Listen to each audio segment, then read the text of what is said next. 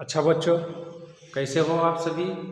आशा करता हूँ आप सब सुरक्षित होंगे और अपने अपने घरों में सुरक्षित रहें। और इस कोरोना महामारी के समय आप बाहर मत जाएं और अपने हाथों को बार बार धोया करें, सैनिटाइज़र का उपयोग करें और मुख पर मास्क लगाए रहें। कोई भी अनिवार्य कारण यदि आपको आ जाए तो बस आप बाहर जाएं, गांव, शहर या किसी अन्य स्थलों पर मत जाएं जहां भीड़ अधिक होती हो, वहां तो बिल्कुल मत जाएं और 2 गज की दूरी को अपनाएं तो आप इस कोरोना महामारी को भगा सकते हैं। बच्चों, हमने पिछली कक्षाओं में जो व्याकरण संबंधित जानकारी प्राप्त की है, पत्र लेखन के बारे में जानकारी प्राप्त की है। अब हम पत्र लेखन के बारे में, निबंध के बारे में जानकारी प्राप्त की थी। अब हम पत्र लेखन के बारे में कुछ जानकारी प्राप्त करेंगे। छात्रों, 10वीं कक्षा के पुस्तिका 174 पृष्ठ संख्या देखें। यहाँ पर बच्चों व्यक्तिगत और व्यावहारिक पत्र, 2 प्रकार के आपको यहाँ पर पत्र दिए हैं आपकी पुस्तिका में। मैं आपको समझा रहा हूँ। तो एक व्यक्तिगत पत्र है और दूसरा व्यावहारिक पत्र है। देखें, यदि आप व्यक्तिगत पत्र लिखते हैं तो कैसे लिखना है, आपकी पुस्तिका में दिया हुआ है पिता को पत्र। पिता को पत्र एक ऐसा पत्र हो गया, व्यक्तिगत पत्रों में से एक हो गया पिता को पत्र। और किस प्रकार आप इस पत्र को लिखेंगे, देखिए आपकी पुस्तिका में दिया गया है, जहां एक तरफ दिनांक दिया हुआ है और एक तरफ पूज्य पिताजी। देखें, आप बाप को पत्र लिख रहे हैं, पिता को पत्र लिख रहे हैं, तो आप पूज्य पिताजी से ही प्रारंभ करेंगे और सादर प्रणाम करेंगे, उनको नमस्कार करेंगे और उनका आशीर्वाद लेंगे। बच्चों, तभी भी आपका पत्र का शुरुआत होती है। तो देखें, आपकी पुस्तिका में दिया गया है, आप अपने अपनी पुस्तक की देखते रहें। जब मैं आपको विवरण दूंगा तो आप मेरी तरफ थोड़ा ध्यान देंगे तो आपको यह जो पत्र लिखा जाता है वे कैसे लिखा जाता है तो आपको समझ में आ जाएगा। देखें, मैं यहाँ आपके आशीर्वाद से कुशल हूँ। एक बेटा अपने पिता को पत्र लिख रहा है।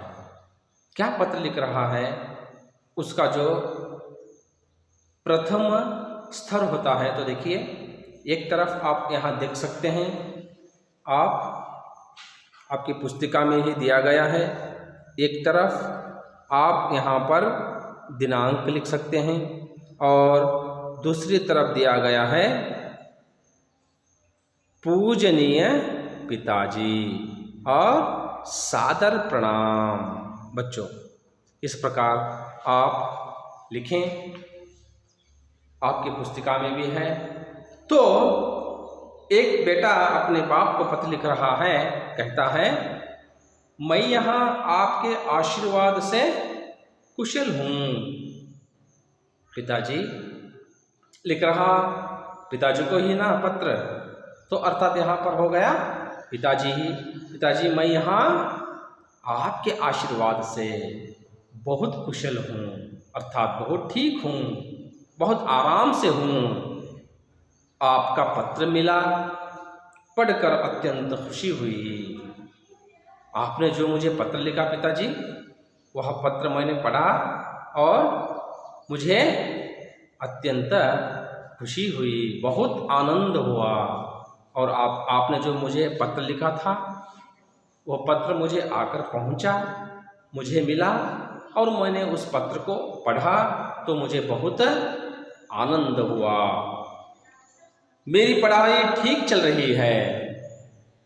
मेरी पढ़ाई पिताजी यहाँ पर बिल्कुल ठीक चल रही है। मैं बहुत अच्छी तरह से यहाँ पर पढ़ाई कर रहा हूँ। आपकी आज्ञानुसार मन लगाकर दिन रात पढ़ाई में व्यस्त रहता हूँ। आपने जो मुझे आज्ञा देकर यहाँ पर दाखिला दिलवाया था, उसी आज्ञा के अनुसार जो मुझे आपने कहकर, सिखाकर, समझाकर, पाठ पढ़ाकर भेजा है, उसी के तहत, उसी के अनुसार मैं यहाँ अच्छी तरह से पढ़ाई कर रहा हूँ। और दिन रात जो मुझे काम दिया जा रहा है स्कूल में, पाठशाला में, उस काम को मैं पूरी तरह से दिन रात पढ़ाई करके कर रहा हूँ। और जो आपकी आज्ञा के अनुसार मैं काम कर रहा हूँ पिताजी। इस प्रकार एक बेटा बाप को पढ़ाई के बारे में लिख रहा है। और खेल कूद या गपशप में ज़्यादा समय गंवा नहीं रहा हूँ। आपने मुझे कहा था खेल कूद में और व्यर्थ बातों में अपने सहपाठियों के साथ बात उतनी करो जितनी विषय से संबंधित हो। यदि विषय से संबंधित बातें न हो तो आप व्यर्थ में अपने सहपाठियों के साथ और अन्य किसी बच्चों के साथ व्यर्थ में बातें मत करो। यह तुमने मुझे कहकर भेजा था पिताजी। मैंने उसी तरह गपशप में, गपशप अर्थात व्यर्थ में बातें करना, इधर उधर घूमना, फजूल बातें बनाना, इस तरह मैंने नहीं कर रहा हूँ। मैं यहाँ पर मेरा समय सिर्फ और सिर्फ पढ़ाई में गंवा रहा हूँ पिताजी। इस प्रकार पत्र में बेटा बाप को लिख रहा है। हमारे स्कूल की ओर से अगले महीने 10 से 13 तारीख तक शैक्षिक यात्रा का आयोजन हुआ है। पिताजी को फिर लिख रहा है, बेटा हमारे स्कूल में अगले महीने 10 तारीख से लेकर 13 तारीख तक शैक्षिक यात्रा का आयोजन किया है पिताजी। 4 दिन का एक टूर जो आप कहते हैं ना, पर्यटन यात्रा का आयोजन किया है। उसमें मेरे सारे मित्र जा रहे हैं। उस टूर में अथवा उस पर्यटन में, उस आयोजन किए शैक्षिक यात्रा में मेरे जो मित्र हैं पाठशाला में, वे सब मित्र, मेरे सब स्नेही जा रहे हैं पिताजी। उनके साथ मैं भी जाना चाहता हूँ। जो मेरे सभी साथी जा रहे हैं, जो मेरे सभी स्नेहित जा रहे हैं, जो मेरे सभी दोस्त जा रहे हैं पिताजी, उनके साथ मैं भी जाना चाहता हूँ। इसलिए मुझे रुपए 2000 भेजने की कृपा करें पिताजी।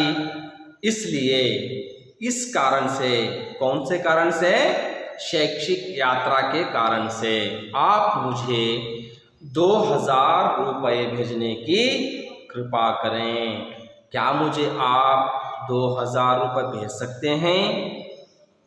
आशा करता हूं कि आप मुझे भी 2000 रुपये भेज देंगे तो मैं भी मेरे दोस्तों के साथ शैक्षिक यात्रा पर जाऊंगा। इस प्रकार एक बेटा अपने बाप को पत्र लिख रहा है।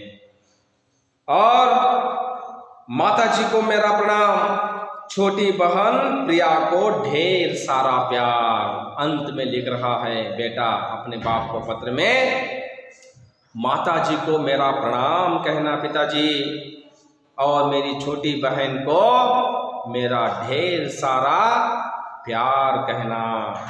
मैं ढेर सारा प्यार जताता हूँ मेरी बहन के लिए। इस प्रकार एक बेटा अपने बाप को पत्र में लिखा। आपका आज्ञाकारी बेटा हर्ष। देखें, इस तरह आपका जो पत्र होता है, यह एक व्यक्तिगत पत्र है। मैंने यहाँ पर श्यामपट पर लिखा है व्यक्तिगत पत्र, व्यावहारिक पत्र। अब इसका तो व्यक्तिगत पत्र का तो आपको मालूम हो गया। तो देखें, सेवा में श्री प्रभाकर BM, घर नंबर 521, भरत निवास, कर्नाटक स्कूल के समीप, राजेश्वरी नगर, बीदर जिला। ये किसका है पता? जो पत्र लिख रहा है उसके पिता का, अर्थात इसके घर का पता। अब यह तो पुत्र रह गया स्कूल में, पाठशाला में, तो अपने घर पर रहने वाले अपने पिताजी को यह पत्र लिख रहा है। और यह जो आपने इसको, जो यहाँ पर आपके पत्र में है, आप इसको यहाँ पर भी लिख सकते हैं। यहाँ पर जो दिनांक है सेवा में कहकर यहाँ भी लिख सकते हैं, तो चलेगा बच्चों। यह एक व्यक्तिगत पत्र हो गया। तो अब हम व्यावहारिक पत्र के बारे में देखेंगे। आपकी पुस्तिका में ही दिया गया है बच्चों। देखिए, प्रमाण पत्र के लिए पत्र जो अपनी पाठशाला में आप 10वीं कक्षा पास करते हैं, तब आपको आपके प्रमाण पत्र मांगने की जरूरत होती है, क्योंकि आप अगले के पढ़ाई के लिए आपको आपके प्रमाण पत्र की आवश्यकता होगी। तो तब आप अपनी पाठशाला जाकर अपने प्रमाण पत्र की मांग करते हैं, तो तब उसको हम कहते हैं व्यावहारिक पत्र बच्चों। तो वह व्यावहारिक पत्र ठीक उसी तरह ही जैसे मैंने आपको अभी व्यक्तिगत पत्र के लिए जैसे बताया। तो देखें, यहाँ पर भी आप उसी तरह इसको लिख सकते हैं। यहाँ पर दिनांक दिया गया है और यहाँ पर आपको दिया गया है प्रेषक। बच्चों, प्रेषक अर्थात आप जो पत्र लिख रहे हैं वे प्रेषक होते हैं, जो हम कन्नड़ में कहते हैं प्रेषक अर्थात इंद। भेजने वालों को हम कहते हैं सेवा में गे, कन्नड़ में जो कहते हैं गे। तो यहाँ पर प्रेषक, सब बच्चे अपने अपने पुस्तकें देखें। सचिन, 9वीं कक्षा, B विभाग, सरकारी हाई स्कूल, राजाजी नगर, बेंगलुरु। तो यहाँ ये सचिन नामक बच्चा अपना पता लिख दिया। तो उसी तरह आप अपना पता लिख सकते हैं अपनी पाठशाला के अनुसार।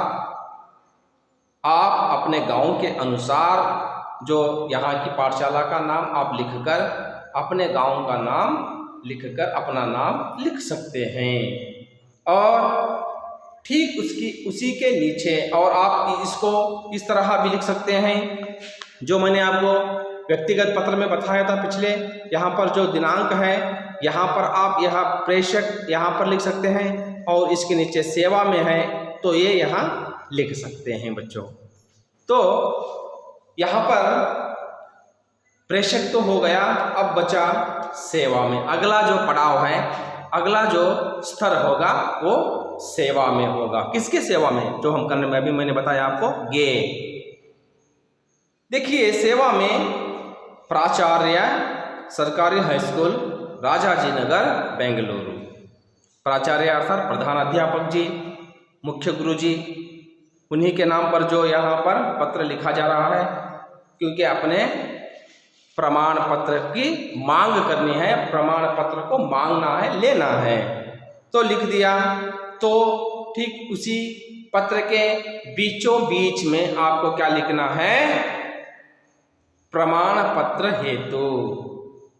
यह तो लिख सकते हैं। और क्या लिख सकते हैं? देखिए ध्यानपूर्वक, प्रमाण पत्र की मांग। यह भी लिख सकते हैं आप, प्रमाण पत्र की मांग, यह तो लिख सकते हैं। तो अब आपको पत्र लिखना प्रारंभ करना है। तो महोदय, जो हम कन्नड़ में कहते हैं मान्य रे, कन्नड़ में कहते हैं ना, विषय लिख देने के बाद मान्य रे लिखते हैं, नहीं तो मान्य रे लिखकर विषय लिख भी सकते हैं। तो यहाँ पर विषय पहले लिखो और ठीक उसी के थोड़ा इधर आपके बाएं बाजू मतलब बाएं तरफ आप महोदय लिखें। देखिए कि किस कारण से यह सचिन नामक बालक अपने हाई स्कूल में प्रधान अध्यापक को या प्राचार्य जी को पत्र लिखा है। देखिए, आपसे निवेदन है कि मेरे पिताजी का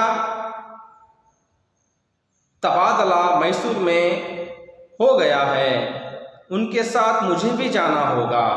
आपको मालूम होगा तबादला अर्थात वर्गावणे, क्या आप कन्नड़ में कह सकते हैं वर्गावणे, जो अंग्रेजी भाषा में कह सकते हैं ट्रांसफर। यहाँ सचिन के पिताजी का क्या हो गया, तबादला हो गया अर्थात ट्रांसफर हो गया मैसूर को। इसलिए जहाँ बाप रहेगा वहाँ बेटा रहेगा, क्योंकि बेटा अभी पढ़ाई कर रहा है, छोटा है। इसलिए प्रधान अध्यापक जी के नाम पर सचिन नामक बालक एक पत्र लिख रहा है अपने प्रमाण पत्र मांगते हुए। आपसे निवेदन है कि मेरे पिताजी का तबादला मैसूर में हो गया है, उनके साथ मुझे भी जाना है। आपसे निवेदन करता हूँ प्रधान अध्यापक जी, मेरे पिताजी का ट्रांसफर यहाँ से मैसूर को हो गया है, अर्थात मेरे प्रमाण पत्र आप दें, क्योंकि मैं भी मेरे पिताजी के साथ जा रहा हूँ। इस प्रकार सचिन नामक बालक कहता है। तो अतः अनुरोध करता हूँ कि मुझे 9वीं कक्षा उत्तीर्ण होने का प्रमाण पत्र, स्कूल छोड़ने का प्रमाण पत्र तथा चरित्र प्रमाण पत्र देने की कृपा करें। देखिए यहाँ पर थोड़ा ध्यान दें, किन किन प्रमाण पत्रों की मांग कर रहा है सचिन नामक बालक। आप मुझे 9वीं कक्षा उत्तीर्ण होने का प्रमाण पत्र, क्योंकि 9वीं कक्षा में पढ़ रहा था, 9वीं कक्षा तो उत्तीर्ण हो गया, अब 10वीं कक्षा को दाखिला लेना था, इसलिए इस बीच उनके पिताजी का तबादला हो गया यानी ट्रांसफर हो गया। तो यह सचिन नामक बालक कहता है मुझे आप 9वीं कक्षा की उत्तीर्ण होने की प्रमाण पत्र देने की कृपा करें। स्कूल छोड़ने का प्रमाण पत्र, स्कूल छोड़ने का प्रमाण पत्र अर्थात जो टीसी होती है, और यहाँ पर चरित्र प्रमाण पत्र, जो हम इसको कन्नड़ में कहते हैं नडते प्रमाण पत्र, इसको चरित्र प्रमाण पत्र हिंदी में कहते हैं। मुझे आप 9वीं कक्षा पास होने की प्रमाण पत्र दें यानी मार्क्स कार्ड, और स्कूल छोड़ने की प्रमाण पत्र यानी टीसी, और चरित्र प्रमाण पत्र यानी नडते प्रमाण पत्र। इन तीनों प्रमाण पत्रों को आप देने की कृपा करें। इस प्रकार यह सचिन नामक बालक विद्यार्थी उस स्कूल के, जो राजाजी नगर में स्कूल थी, वहाँ के प्रधानाध्यापक को विनती कर रहा है। धन्यवाद, इस प्रकार लिखकर धन्यवाद लिखता है आपका आज्ञाकारी छात्र सचिन, और कहता है आपका आज्ञाकारी। आज्ञाकारी का अर्थ क्या होता है? जो उनके आज्ञाओं का पालन करने वाला। जो भी बड़े, जो भी शिक्षक, जो भी बड़े कहेंगे वो कहने को जो पालन करता है, उस पर चलता है, उसी को आज्ञाकारी कहते हैं। अपने आज्ञा के अनुसार, जो आपने मुझे आज्ञा की थी उसके अनुसार मैंने काम किया, इस प्रकार हम कहते हैं ना। इसीलिए आपका आज्ञाकारी, जो आप कन्नड़ में सकते हैं तम्मा विश्वासी अथवा ತಮ್ಮ ನಂಬುಗೆಯ, इस प्रकार ಸಂಬೋಧನ ಶಬ್ದಗಳನ್ನು ನೀವು ಕನ್ನಡದಲ್ಲಿ ಬರೀತೀರಾ, ಅದೇ ರೀತಿಯಲ್ಲಿ ಹಿಂದಿಯಲ್ಲಿ ಕೂಡ ಬರೀತಾರೆ आपका आज्ञाकारी छात्र सचिन। यह हो गया व्यावहारिक पत्र। तो यहाँ पर आप व्यावहारिक पत्र किसी को भी लिख सकते हैं। आप नगर में किसी म्युनिसिपालिटी हो या ग्राम पंचायत को आप पत्र लिखना है तो वह भी हो जाएगा, या व्यावहारिक पत्र कहलाएगा। तो बच्चों देखें 176 पृष्ठ संख्या में पत्र लेखन के परिभाषिक शब्द, ये कुछ शब्दों के बारे में भी मैं आपको समझाऊंगा। बच्चों आप इस तरह अपने अपने घरों में क्या कीजिए, 4 इससे कॉलम बना लीजिए, ऐसे जो 4 जैसे आपकी पुस्तिका में है वैसे ही आप 4 कॉलम बना लीजिए और जो भी इस पर उसमें इस कॉलम में लिखा हुआ है उसको उसी तरह लिख कर लाएं। तो देखिए मैं समझाऊंगा। पहले पद, दूसरा कॉलम में होगा संबोधन और तीसरा होगा अभिवादन और चौथा होगा समापन। तो देखें पहला पद में हम बड़े तथा गुरुजन के लिए क्या लिखना है, कैसे हमें उन्हें संबोधन करना है पत्र लिखते समय। बड़ों अथवा गुरुजनों के लिए कौन से शब्द लिखना है हमें। तो देखिए यहाँ पर आपने देखा एक पिताजी को पत्र देखा और एक अपने स्कूल के प्रधान अध्यापक जी को पत्र लिखते हुए देखा। कौन से शब्द वहाँ पर आपने संबोधित किए हैं, तो आप मैं बता रहा हूँ इसमें बड़े तथा गुरुजन के लिए कौन से शब्द का हम उपयोग कर सकते हैं। श्रद्धेय, माननीय, मान्यवर, आदरणीय, पूज्य, पूजनीय, जीवपाद, पूज्य चरण, ये सब हम शब्दों का हमारे से बड़े लोगों के लिए और शिक्षकों के लिए, गुरुजनों के लिए हम संबोधन कर सकते हैं, लिख सकते हैं पत्र लिखते समय। और अभिवादन, अभिवादन अर्थात अंत में जो आप ವಂದನಾರ್ಪಣೆ ವಂದನೆಗಳೊಂದಿಗೆ ಅಂತ ನೀವು ಕನ್ನಡದಲ್ಲಿ ಬರೀತಿರಲ್ಲ, ಅಲ್ಲೇ ಎಂತಹ ಶಬ್ದಗಳನ್ನು ನಾವಿಲ್ಲಿ ಹಿಂದಿ ಪದದಲ್ಲಿ ಬಳಸಬೇಕು। ಅಭಿವಾದನ್ ಅಂದರೆ ವಂದನೆಗಳು, ವಂದನಾರ್ಪಣೆ, अभिवादन ಅಂತ ಹಿಂದಿಯಲ್ಲಿ ಹೇಳ್ತೀವಿ। तो बच्चों अभिवादन के स्थल पर हम हिंदी में कौन से शब्द का उपयोग कर सकते हैं बड़ों के लिए और गुरुजनों के लिए। चरण स्पर्श, चरण वंदन, दंडवत प्रणाम, कृपाकांक्षी, सादर नमस्कार, इन सब शब्दों का हम अभिवादन में हमारे से बड़े और गुरुजनों के लिए संबोधन या उपयोग कर सकते हैं। समाप्ति में देखिए जो यहाँ पर जो पत्र का आपने समापन किया, अंत किया, तो वहाँ अंत में जो आपको क्या लिखना है, आपका आज्ञाकारी, जो मैंने अभी बताया दोनों पत्रों में आपका आज्ञाकारी बताया, क्योंकि दोनों जगह उस बालक से बड़ों के ही पत्र लिखा है। एक पिताजी को लिखा है, बड़े हैं, एक प्रधान अध्यापक को लिखा है, उससे बड़े हैं। तो यहाँ पर दोनों पत्रों में आप देख सकते हैं आपका आज्ञाकारी नामक एक शब्द का उन्होंने संबोधन किया। तो देखिए यहाँ पर आपका आज्ञाकारी लिख सकते हैं, स्नेह भाजन लिख सकते हैं, चरण सेवक लिख सकते हैं, विनीत लिख सकते हैं। ये सब बड़ों के लिए लिखने के हो गए। तो बराबर वालों के लिए, तो अब आप बराबर वालों के लिए कौन से शब्द का उपयोग कर सकते हैं संबोधन। देखिए प्रियवर, प्रिय भाई, प्रिय मित्र, बंधुत्व अथवा बंधुवर, इन सब शब्दों का आप आपके बराबर समवयस्क लोगों के साथ पत्र लिखते समय इन शब्दों का संबोधन कर सकते हैं।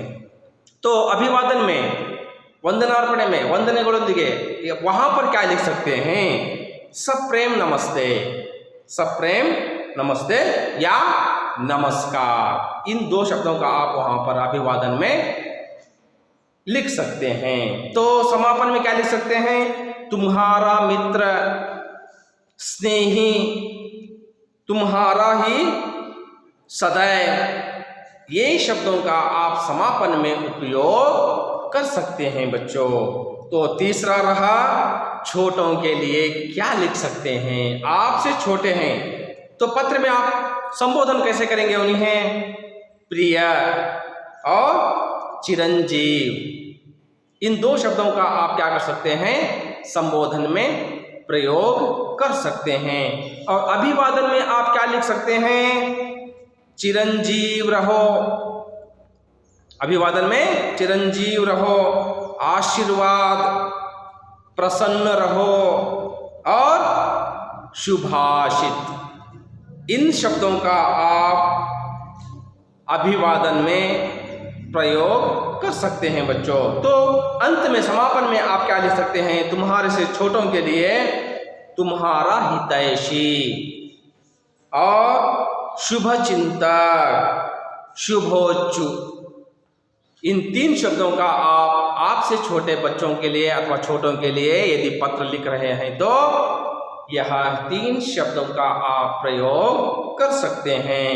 अब चौथा रहा परिचितों के लिए, जो आपको परिचित हैं, जो आपको परिचित हैं उनको आप कैसे संबोधन कर सकते हैं? कौन से शब्दों से संबोधन कर सकते हैं? प्रिय बंधु, बंधुवर, श्री, प्रिय, इन शब्दों का आप संबोधन में लिख सकते हैं। और अभिवादन में नमस्ते अथवा नमस्कार, इन शब्दों का आप प्रयोग कर सकते हैं।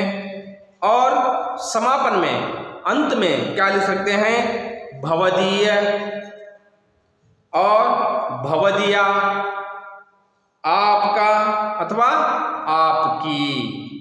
भवदीया अंद्रे हम लड़कियों को उपयोग करने वाले शब्द, समापन के शब्द। और आपकी, आपका मित्र लिख सको या स्नेही लिख सको तो आप वहां पर समापन में लिख सकते हैं बच्चों। तो अंतिम रहा अपरिचितों के लिए। देखिए मैंने आपको यहाँ 5 उदाहरण के साथ बताए गए हैं, आपके पुस्तिका में ही दिए हुए हैं। उन सब को आप उसी तरह चार्ट बनाकर लिख कर रखना। तो देखो बच्चों, अंत में अपरिचितों के लिए आप कैसे संबोधन करेंगे पत्र में? महोदय, श्रीमान, मान्यवर, इन शब्दों का आप जो अपरिचित हैं उनके लिए आप क्या करेंगे? संबोधन करेंगे। और अभिवादन में आप लिखेंगे नमस्ते, जय हिंद। इन 2 शब्दों का आप प्रयोग कर सकते हैं। नमस्ते, नमस्कार, जय हिंद आप लिख सकते हैं। और धन्यवाद सहित भी लिख सकते हैं यहाँ पर आप। और समापन में आप लिख सकते हैं भवदीय, आपका, भवदीया, आपकी। इन शब्दों का आप कहाँ पर? अपरिचित लोगों के लिए जब आप पत्र लिख रहे हैं वहां पर इन शब्दों का आप प्रयोग कर सकते हैं बच्चों। तो इस प्रकार मैंने आपको अभी पत्र के जो विभिन्न 2 स्तर थे उन स्तरों को आपको मैंने समझाया। एक व्यक्तिगत पत्र और दूसरा था व्यावहारिक पत्र। और आपने इन दोनों पत्रों को सही रूप से समझ लिया और जान लिया तो आपको मैं समझता हूँ इन पत्रों में कोई भी दिक्कत नहीं हुई होगी। कोई ऐसा छात्र, ऐसा विद्यार्थी नहीं होगा जो मैंने अभी आपको समझाया वे आपको समझ में न आया हुआ होगा। तो देखें, मैंने अभी बताया आपको जो पत्र लेखन के पारिभाषिक शब्दों को समझाया, पृष्ठ संख्या 176 में थे। आप उसको ठीक उसी तरह जिस तरह आपके पुस्तक में दिया गया है उसी तरह आप इन 4 कॉलम बना लीजिए। 4 कॉलम में आप 5 ऐसे रोज में इनको घर पर लिख कर लाएं। मैं आपको यदि 2-3 छात्र इसका चार्ट बनाकर लाएं तो आपको हमारी कक्षा में उसको टंगा देंगे तो आप सब उसको प्रतिदिन देखेंगे तो आपको मालूम हो जाएगा।